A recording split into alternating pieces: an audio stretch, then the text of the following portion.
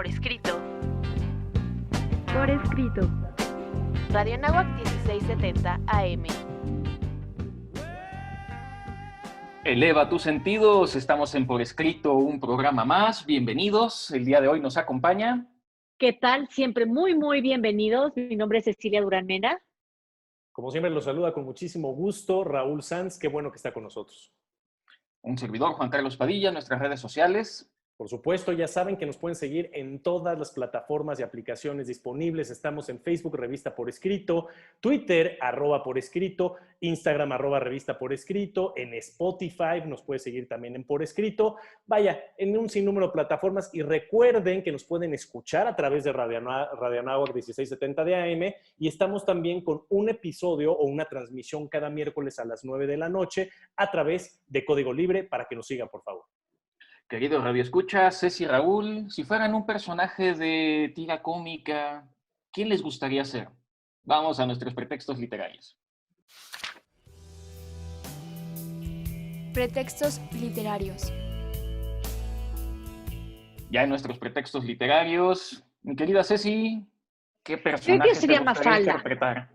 Sin duda sería Mafalda, nunca sería Susanita o Libertad de Mafalda. También esa me gustaría hacer. Fíjate que qué complicado, ¿no? Porque siendo yo de género masculino, sería un Mafaldo, definitivamente. Mafalda es mi personaje favorito de las tiras cómicas. Me encanta su sarcasmo, esta picardía que tiene el personaje de Mafalda. Sin duda, para mí, mi favorito. Pues somos unos enamorados de Quino, solo que yo no sería Mafalda. A pesar de que siempre soy bien Contreras, en realidad... Serías Felipito, no te hagas. No. Bueno, una parte de mí sí, pero no. La parte más filosófica sería Miguelito, porque Miguelito es el filósofo del grupo, sí, todo el tiempo anda cuestionando a Mafalda y luego por eso Mafalda anda filosofando con Miguelito a su modo. Pero bueno, pues, ¿cuál es el pretexto literario del día de hoy, mi querida Ceci? El pretexto literario, perdón, voy a hacer un paréntesis. Creo que Raúl sería Memín Pinguín y ya vamos a ver por qué también sería Memín Pinguín. Ahorita Porque... me dices por qué.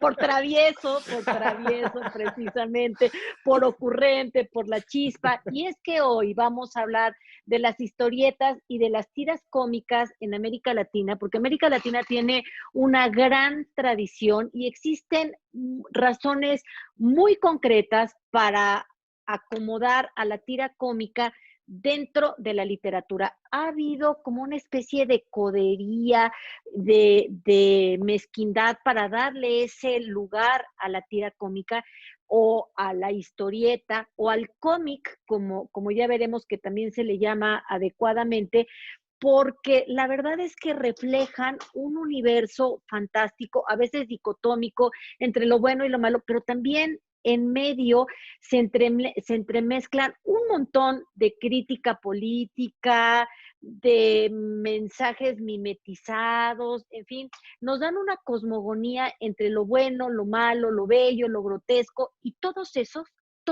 son temas literarios. Así es de que eso es de lo que vamos a estar hablando el día de hoy.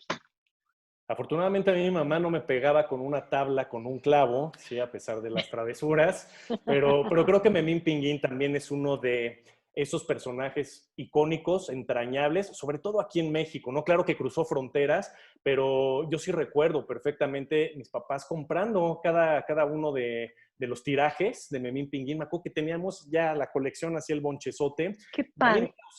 Probablemente es la primera tira cómica que yo recuerde haber leído y tenido, porque insisto, mis papás la tenían en sus burós, me acuerdo perfectamente, y en algún momento si yo llegaba a su cuarto, abría el contenido y me llamaba mucho la atención de este personaje negrito, ¿no? Que causó mucho revuelo en algún momento, porque había gente que decía que era un changuito. Imagínense lo políticamente incorrecto hoy en día, ¿no? De esta situación con la diversidad, con la parte evolutiva que hemos tenido como sociedad en ese sentido, pero en algún momento causaba contrariedad, de que creían que el personaje era un changuito, prácticamente hasta que muere Yolanda Vargas Dulce, es que se aclara que no era un changuito, que siempre fue un personaje de raza negra, ¿no? Entonces, bueno, son las contrariedades que se han tenido que ir difuminando poco a poco, pero por supuesto que la tira cómica tiene muchos atributos extraordinarios en nuestra sociedad, sobre todo para los que nos gusta leer y estamos a favor de las letras y del alfabetismo. Trajo consigo estos atributos, precisamente la tira cómica, las historietas, que la gente durante sus periodos de auge incrementar, o mejor dicho, redujeran el analfabetismo. ¿Por qué? Porque al ser componentes literarios que tienen imágenes, que tienen pocas letras en realidad, son las famosas nubecitas en las viñetas, ¿no? En las viñetas que son los recuadros donde aparece cada una de las escenas, la gente se le hacía más fácil, más cómodo. Y entonces gente que no leía, no le bastaba con las imágenes. Dijo, esto está fácil de aprender. Y poco a poco fueron recurriendo a decir, necesito leer para no solamente entenderlo con las imágenes, sino con esas pequeñas letras de lo que estaban diciendo los personajes. Entonces, creo que es un producto editorial fundamental, importantísimo a lo largo de la historia de la humanidad. Y es un programa un poco melancólico en ese sentido. Yo sí recuerdo también en casa de mis abuelos, mi abuelo compraba el Universal y en el Universal venían las tiras cómicas y además de la sección deportiva, había que leer la tira cómica y uno se va enamorando de los personajes, incluso de las tropicalizaciones de los personajes. Yo soy fanático, ya lo he mencionado en otros programas, de Asterix. Asterix no es latinoamericano, pero se tropicaliza y estaba recordando ahorita con Memín Pinguín al personaje que dentro de los piratas que todo el tiempo están siendo vapuleados por los galos, el vigía que está arriba, estoy vigilando, no quería decir el nombre del lugar donde está, pero lo disfrazan un poco de cubano. Por supuesto que no estaba así programado, pero a la hora de tropicalizarlo, así nos lo enseñan. Y, a ver, no es un tema de alfabetización solo para gente que no tiene acceso a la educación. Para los niños y jóvenes de pues, prácticamente de todo el siglo XX, fuimos aprendiendo a leer así, fuimos creyendo en los personajes y nos fuimos alfabetizando de esa manera, aunque haya algunos tiras cómicas medio picarescas. Me gustaría hablar un poquito de la sátira.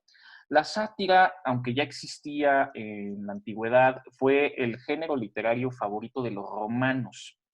Y precisamente lo que hace junto con la caricatura es exagerar los rasgos. En algún momento, ya hace algunos años, tuve la oportunidad de invitar a un congreso a Calderón, el monero de Reforma, y él platicaba precisamente cómo la caricatura lo que hace es exagerar, satirizar, burlarse de los atributos de los diferentes personajes que aparecen en la tira cómica. Y es ahí donde se vuelve divertido, es ameno, es educativo, es melancolía, porque también me parece que la tira cómica está perdiendo auge en el siglo XXI. Quizá las nuevas formas son diferentes, no voy a decir que sean malas, hay por ahí en Facebook un gato que le hace la vida imposible a su dueño, no recuerdo cómo se llama, pero es la nueva manera de hacer tira cómica digital en el siglo XXI. Y claro, yo creo, Juan Carlos, que sí este programa es melancólico porque sobre todo de la segunda mitad del siglo XX hasta empezando el milenio, la tira cómica tuvo grandísimo auge, creció muchísimo, por esto mismo que ustedes dos dijeron, que realmente ayudaba a alfabetizar, era muy fácil y además había muchas editoriales en México y en América Latina que hicieron mucho dinero con la tira cómica. Entonces, cuando decíamos que no, el negocio editorial no genera dinero, válgame si estos producciones generaron utilidades porque eran tirajes de 50,000 a veces a la semana, porque de verdad era además algo muy accesible para los niños, era algo accesible para adolescentes y luego hubo grandes variantes. Fíjense que la tira cómica en realidad, aunque tuvo su gran auge en esta segunda mitad del siglo XX, nace en el siglo XIX y en el siglo XIX en América Latina, nace en Brasil. En Brasil a la tira cómica se le conocía como cuadriños y el primero que estuvo exactamente por los cuadritos y el primero que estuvo a cargo fue Araujo Porto Alegre con la publicación de O Campaña o Cuyo, que se considera como la fecha fundacional del cómic brasileño, 1869. Y entonces, este hombre, que es una persona italo-brasileña, fue una persona italo-brasileña, como que importó de lo que se publicaba en periódicos en Roma, todo este formato que tuvo muchísimo éxito. Se publicaban muchísimas caricaturas, muchísimas viñetas, primero en el periódico y luego que hubo estas como pues inserciones en las secciones, tuvieron su propia sección de monitos, como le decíamos en México, de caricaturas, y había parte que era para niños y había parte que era para adultos, y de Brasil se empieza a exportar toda esta tradición a periódicos en América Latina, forjando de verdad una gran cantidad, atrapando muchos lectores, que eso es lo lindo y lo ingenioso de la tira cómica y de las historietas.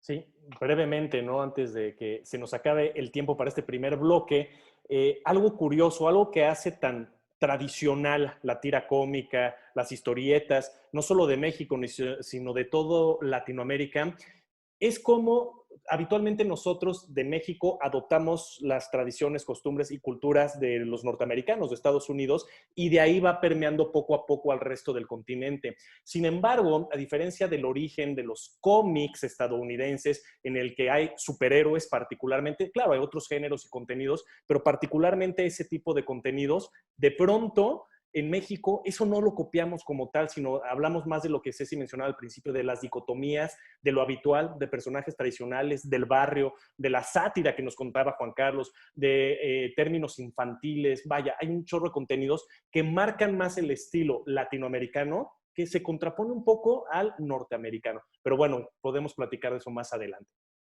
Bien, pues nada más ahí hacer alguna puntualización. Voy a decir algo de lo que no estoy seguro, me puedo equivocar, pero me parece que este ítalo-brasileño Agostini es el que después en México va a tener el nombre al menos de una editorial que ha buscado la divulgación de los, digamos, libros de acceso al público.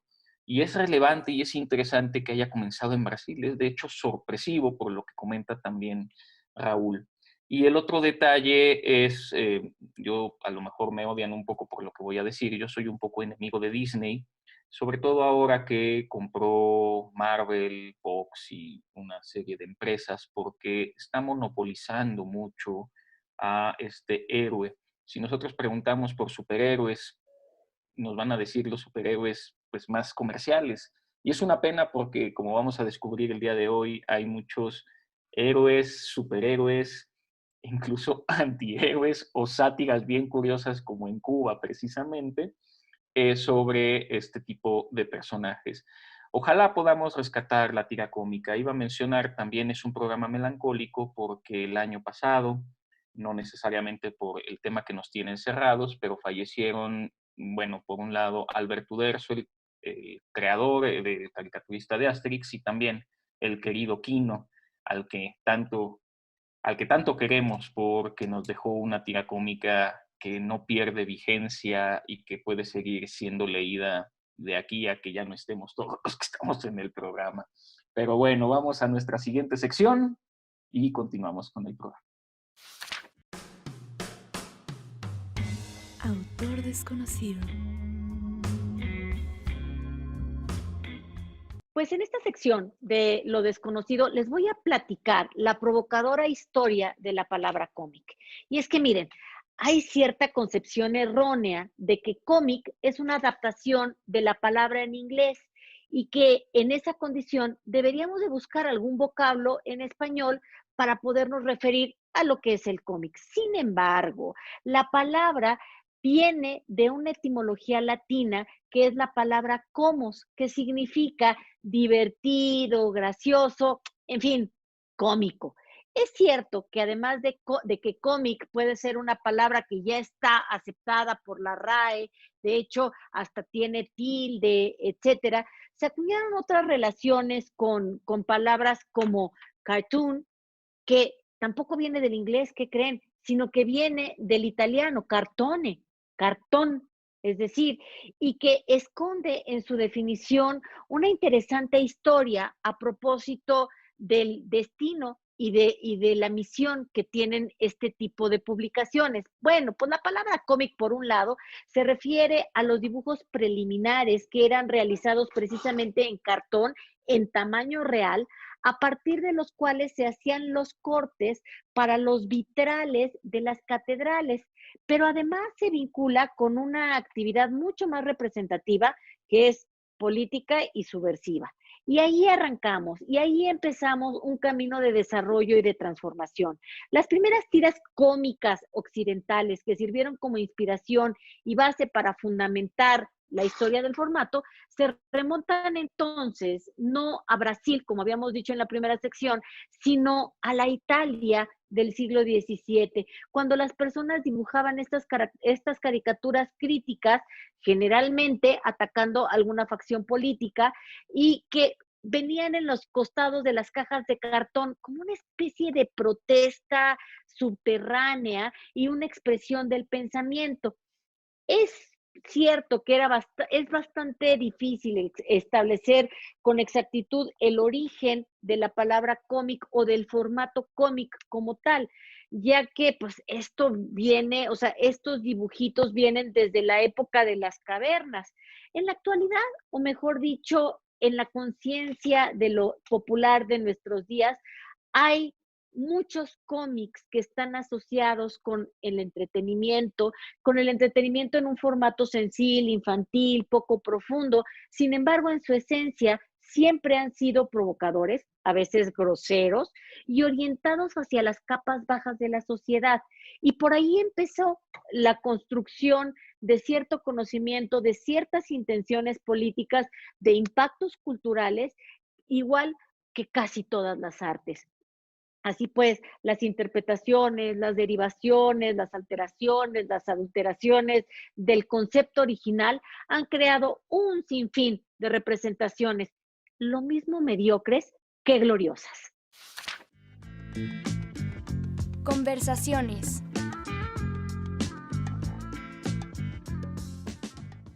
Mi estimado Raúl, antes de comenzar nuestras conversaciones, por favor, recuérdanos cuáles son nuestras redes de contacto. Desde luego, los invitamos, siempre síganos a través de todas las redes sociales, usted ya las conoce, sabe dónde estamos, dónde puede vernos y escucharnos, y haciendo especial énfasis que nos puede escuchar a través de Radio Anáhuac 1670 de AM, y por supuesto salimos con una nueva emisión todos los miércoles a las 9 de la noche a través de Código Libre, para que no solamente nos escuche, sino también nos vea. Síganos, por favor. Ya nos adelantaba Ceci que el origen de la historieta en Latinoamérica estaba en Brasil, pero no sé cómo quiera comenzar la conversación del día de hoy. Pues podríamos empezar, yo creo que por Brasil. Es curioso porque son pocas las veces que desde Brasil, sea porque es un lenguaje distinto o porque fue colonia de otro país europeo, pero es difícil que Brasil nos impacte en alguna manera. Y en este caso hay que darle todo el crédito porque la historieta o cómic brasileño tiene su origen en el siglo XIX, con la irrupción de la prensa de tiras de estilo satírico. Y como decía Juan Carlos hace ratito, tenía que ver mucho con esta crítica de la que se hace a partir de la exageración. Después ya a comienzos del siglo XX se empiezan a publicar revistas específicamente dedicadas a este formato. Entonces eran estas revistitas, a lo mejor de formato más pequeño, muy accesibles en dos formatos, en el tamaño que se podía meter en la bolsa, en el bolsillo de atrás del pantalón o traerla en la bolsa de mano, y también muy accesibles en el precio porque eran pues de papel no tan fino y entonces eran realmente baratas, muy accesibles para los niños que se iban a gastar su domingo en eso, o personas que de verdad podían comprar una o dos revistitas por lo menos una vez a la semana. Sí, es curioso esto que ya nos platica Ceci, que ya lo tocábamos brevemente en la primera sección de nuestro programa, ¿no? Por lo general, nosotros vamos adoptando la cultura estadounidense, obviamente manteniendo nuestras raíces, pero es más común que suceda eso, que nos llega a México y de ahí entonces empieza a permear al resto de Latinoamérica hasta el cono sur, ¿no? Sin embargo, aquí el efecto es contrario, y bien lo decía Ceci, empieza con un país que bien está en el hemisferio sur, pero que además tiene otro idioma, el portugués, y esto va subiendo, y esta es la historia, ¿no? Es el origen principalmente en Brasil, donde tiene nacimiento las historietas, la tira cómica. Sin embargo, de ahí va subiendo también, pensemos en Chile. Chile es uno de los países importantes, más allá de que tenía sus géneros infantiles dentro de estas historietas y tiras cómicas, las caricaturas de líderes políticos, satirizando, por supuesto, todo esto, ¿no? Y que Juan Carlos ya también nos hizo mención, y al rato probablemente hablemos de ello, sobre Cuba, ¿no? Una situación muy similar y que además le hace burla a los estadounidenses con sus cómics. En este caso va a salir, yo creo que uno de los personajes más trascendentales de las historietas en toda habla hispana. Estoy hablando del personaje de Condorito. Condorito, ¿no? Que hasta la fecha probablemente algunas personas todavía lo ubiquen claramente, quizá después de Mafalda, sea el personaje más relevante de las historietas en toda Latinoamérica, que nace precisamente en Chile. El autor de Condorito, el dibujante es René Ríos Bottiger, pero es más conocido como Pepo por todos. Curiosamente, también en las historietas está este efecto de que los autores tenían un apodo, Quino, Pepo, podemos pensar aquí en México, Rius, etcétera, ¿no? Entonces hay un elemento ahí interesante entre los creadores de las historietas. Y Condorito, que empieza como muchas otras en las tiras cómicas o en alguna revista, de pronto dan el siguiente paso evolucionando a tener su revista independiente, ¿no? Su tiraje completamente independiente, y precisamente Condorito, hablando ya de mediados del siglo XX, se convierte de pronto en un boom, siendo la historieta más popular en toda Latinoamérica, ¿no? Entonces, Chile, importantísimo en este recorrido que estamos haciendo de tiras cómicas e historietas. Es importante, me gustaría resaltar, justo en Brasil comienzan las tiras cómicas como inserciones en revistas. En Brasil, Vida Fluminense y O Mosquito serían revistas donde comenzaban a aparecer las tiras cómicas. Y después se empiezan a especializar las revistas ya no había otro tipo de artículos, sino únicamente la tira cómica. En Brasil, el O Tico Tico es la revista, la primera que se dedica únicamente a las historietas. Y lo mismo ocurre, como mencionaba Raúl, en el caso de Chile, la revista donde empezaba a amalgamarse, la primera, digamos, que tiene tiras cómicas, donde aparecía Condorito inicialmente, se llamaba Zigzag, y posteriormente se vuelve tan popular el personaje que Condorito se vuelve una tira exclusivamente de Condorito. Que Condorito es un personaje picaresco, siempre ahí medio recurrente, jugando con un hilo bastante fino entre la comicidad para un niño y la comicidad para un adulto. Y en ese sentido me quiero trasladar ahora a Colombia, donde también hay un personaje que se llama Copetín. Cuando yo conocí a Copetín, se me hizo muy similar al personaje de Daniel el Travieso, solo que Copetín es un niño de la calle, y un poco la crítica, la sátira política a esa Colombia se da de manera quizá un poquillo vulgar, pero no carente de mucha gracia. Y este Copetín es como los ojos de ese colombiano de Bogotá que en la década de los años, pues ya de principios del siglo XX, pues empieza a dar, y insistimos mucho en el tema de la alfabetización y estos jueguitos más callejeros que se empiezan a dar entre ellos. Entonces, pues vamos viendo cómo de Brasil y luego Chile, ahora Colombia, y pues vamos a continuar con la conversación.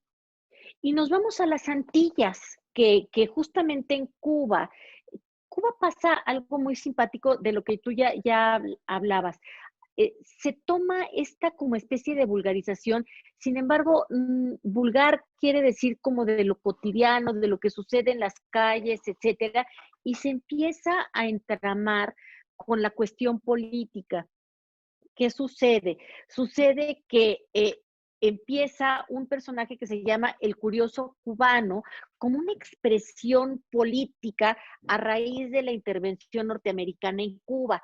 Entonces empieza a tener gran popularidad y este personaje empieza a hablar de este cubanito pícaro, porque digamos que en este caso el cómic va a tener algo de la picaresca que heredamos desde el siglo de oro, y entonces este cubano curioso empieza a hacer una crítica muy incisiva, pero que podría pasar desapercibida porque el muñequito pues parece como muy inocente. El curioso cubano ha sido tan relevante que incluso se publicó en el diario El País y El Mundo en España.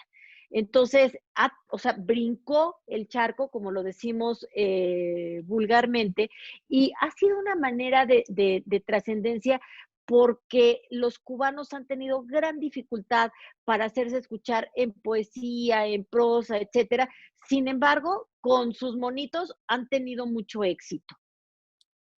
Recientemente tuve la oportunidad, lo recomiendo mucho, ver un documental que se llama Rompan Todo, que habla del rock en tu idioma, el rock en español, conocido por todos nosotros como rock en tu idioma, ¿sí?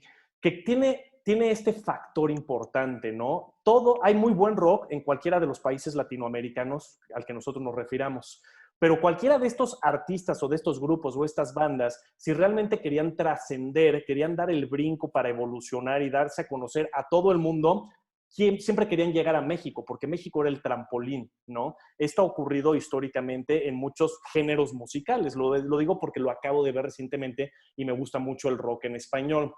Esto pasa exactamente también en este mundo editorial de las historietas que estamos hablando. Si bien nació en Brasil, como ya lo mencionamos, creció también en Chile, ahorita hablaremos de Mafalda y de Argentina y de Quino, que probablemente es el personaje más trascendental dentro de la historieta. Lo importante de todo esto es decir, que todos querían llegar también de una u otra manera a México, porque en México, además de personajes importantes de los que ya hicimos mención, como Memín Pinguín, ¿no? Como el caso de Ranilla, que es quizá el primer gran personaje que tuvimos dentro de las historietas, que era un fumador regordete, ¿no? Entonces, tenemos personajes importantes. Va a surgir Calimán, que empieza en una radionovela y de pronto también es una historieta. Vamos a tener a los supermachos, a los agachados de Ríos, etcétera, etcétera. Lo más importante que hay que destacar de México, considero yo, además de este gran contenido, es la aparición de Editorial Novaro, ¿sí? Porque Editorial Novaro hace algo fundamental, decir, ¿qué hacen los estadounidenses? Ahora sí, que nos puede funcionar a nosotros para dar el siguiente nivel, para llegar al siguiente nivel, llegar al formato de comic book, en el cual precisamente todas estas historietas latinoamericanas van a querer publicarse con Editorial Novaro para que llegue a todos los países, incluyendo a España, a todos los países de habla hispana. Y esto es lo que va a denotar unos tirajes gigantescos y va a ser realmente importante, trascendental, la historieta, no solo mexicana, sino toda la latinoamericana. Me gustaría resaltar, a ver, un par de ideas. Por un lado, regresando un poquito a Cuba, el personaje de la supertiñosa, o sea, imagínense ya nada más el nombre, que además cuando uno ve las portadas, que siempre son muy relevantes, quizá habría un programa solo para hablar de portadas de tiras cómicas, está copiando la forma de Superman. Y era una manera de burlarse los cubanos de los norteamericanos. Y es interesante, recordemos que Cuba fue finalmente el último país en independizarse y esa dependencia que tenía específicamente de Estados Unidos, a grado tal que sigue usando sus colores. Si se fijan por ahí, tanto Puerto Rico como Cuba tienen las barras, las estrellas, la bandera, los colores azul y rojo y pues, hay muchísima influencia y se quieren desapegar de ello y una manera de hacerlo de manera satírica es este ave que parece entre buitre y, pues, no sé, tucano, está un poquito raro, que quiere, por supuesto, salvar el mundo y ser muy norteamericana en ese sentido. Y me hizo recordar ahorita, Raúl, también, precisamente en Asterix, con el advenimiento de Walt Disney, hacen una tira, una historia que se llama El cielo se nos cae encima, donde pues, llega como seres de otra galaxia, completamente se sale, totalmente se sale de la historia de Roma, y lo que está haciendo es una sátira sobre la sátira, una metasátira, donde aparece un personaje muy similar a Mickey Mouse, pero es extraterrestre, y los galos van a vencerlo. Es súper divertido y ahí es donde está precisamente este picor, esta doble lectura que puede tener la tira cómica, pues en general. No sé si se pueda desvincular realmente Estados Unidos del resto de Latinoamérica, porque también tienen una producción monumental. Sí, sin duda. Y fíjate que a mí lo que me gusta también de las historietas es cómo no se encasillaron en un solo tema. El Eternauta, por ejemplo, es un representante máximo del cómic latinoamericano y es de ciencia ficción. Qué curioso, ¿verdad? Que encontremos así como el juego de ciencia ficción dentro del cómic. A mí me llamó muchísimo la atención. Este es una historieta argentina que la cuenta Héctor Germán Osterheld en un guión, los guiones los hacía él y Francisco Lozano López hacía los dibujos.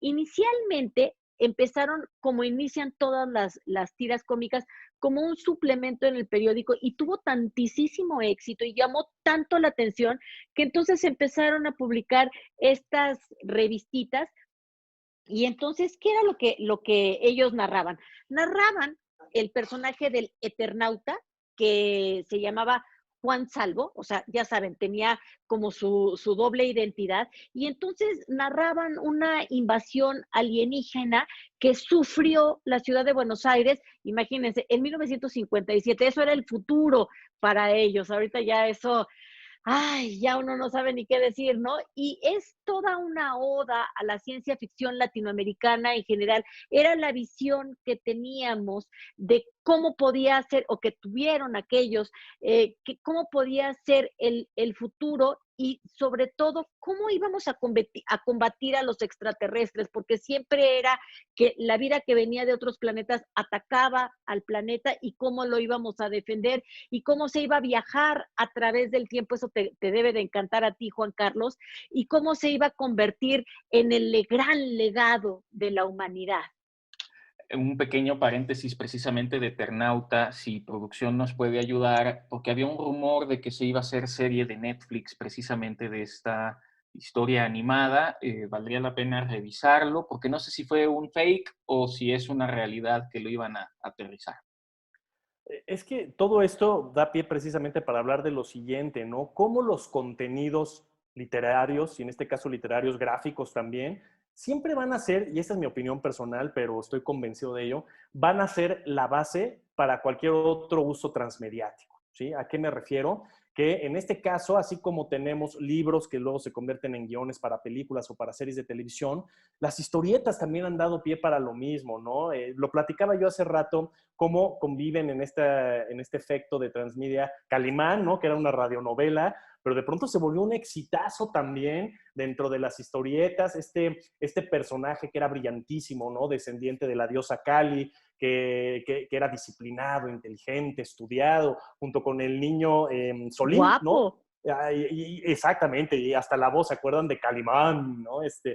Cómo combatían las fuerzas del mal. Entonces, desde otra perspectiva, esto fue trascendiendo y en otros países latinoamericanos fue también un exitazo. Incluso, probablemente se acuerden ustedes además de la serie de televisión, de otras historietas que dieron pie, incluso hasta películas. Pienso en Chanok, ¿no? Que aparecía incluso también Tintán y Andrés García, háganme favor, ¿no? En la película. O Hermelinda Linda, otra historieta que también con Evita Muñoz Chachita llegó a la pantalla, ¿no? Entonces, vaya, las historietas tienen una fuerte base en ese sentido también de ser el contenido principal para poderlo ver más adelante en un producto final audiovisual, ¿no? Entonces, eso es bastante interesante. Y por el tiempo que nos queda, yo creo que es momento de empezar a hablar del personaje creado por Juan Salvador Lavado Tejón, mejor conocido por todos como Kino, ¿no? Y estoy hablando nada más y nada menos de Mafalda, este personaje entrañable, particularmente carismático. Miren, a Ceci ahí nos está mostrando ese extraordinario compilado de Mafalda, ¿sí? Que los temas que aborda Mafalda desde su propia picardía, sarcasmo, ironía, son extraordinarios, porque tenemos que remontar nosotros a que todo esto tenía contexto social en los años 70, particularmente. Pero si tú lees Mafalda el día de hoy, sigue siendo relevante como si estuviera escrito para nuestro contexto actual. Es que los personajes de Mafalda son redondos. Nada más un paréntesis, me confirma producción que efectivamente El Eternauta se va a estrenar en Netflix, solo que se estrena primero en Argentina, para que estemos atentos a ello. Claro. ¿Por qué digo que son redondos los personajes de Mafalda? Porque tenemos a Manolín, que lo que le gusta es el billullo, y muchas veces podemos comparar a ese personaje de tira cómica con una persona que conocemos. Tenemos a Susanita, que ya vimos que no le gusta mucho a Ceci, que es la que quiere ser pues mamá, y todo el tiempo está pensando en ese futuro de ser una madre de familia.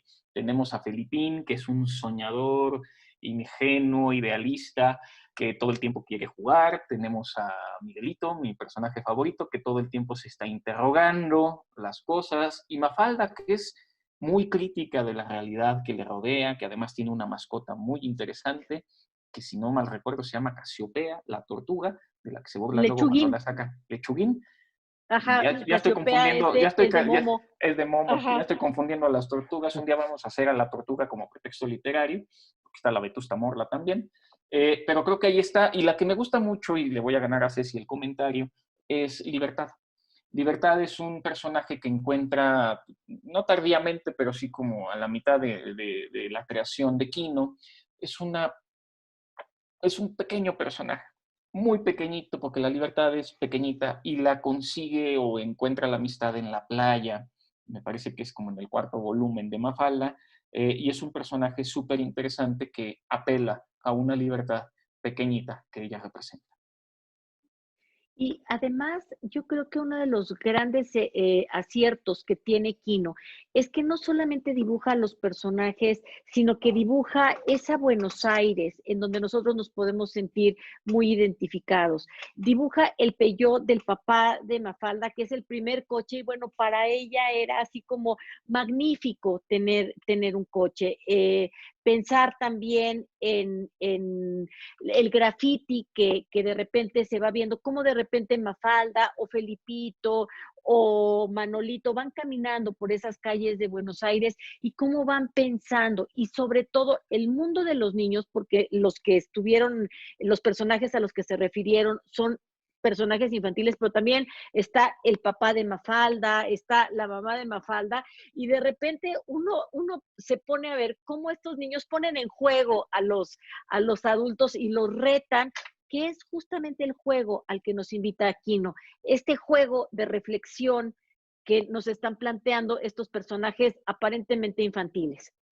Antes de nuestra recomendación, Raúl, ¿algún apunte sobre Mafalda?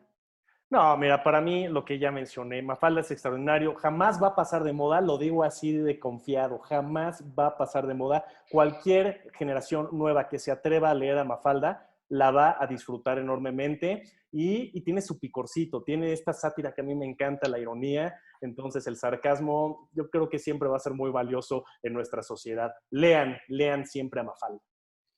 Mi recomendación, antes de despedir el programa, precisamente no va a ser una tira cómica, sino un libro que habla sobre las tiras cómicas, y aunque pueda ser un poquito erudito, valdrá la pena El superhombre de masas de Humberto Eco, donde hace un análisis precisamente entre la tira cómica europea y la norteamericana en una época donde le vino muy bien al mundo porque íbamos saliendo de la Segunda Guerra Mundial. Yo quisiera recomendar, pues lo hecho en México. Lean Memín Pinguín, y yo creo que tendremos que hacer un programa de historieta, de cómic mexicano.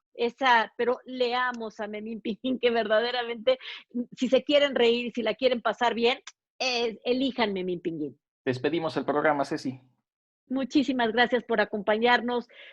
Seguimos elevando nuestros sentidos y atrapando lectores para nunca dejarlos ir. Un gusto, como siempre, haber estado con todos ustedes. Recuerden, escúchenos en Radio Anáhuac y síganos a través de Código Libre. Nos vemos y nos escuchamos la próxima semana. Soy Raúl Sanz. Un servidor, Juan Carlos Padilla, no sin antes agradecer a Inés Rendón y a Vivian Pérez Topete, que el día de hoy nos ayudaron en producción. Nos vemos y escuchamos la próxima semana. Ultimátum.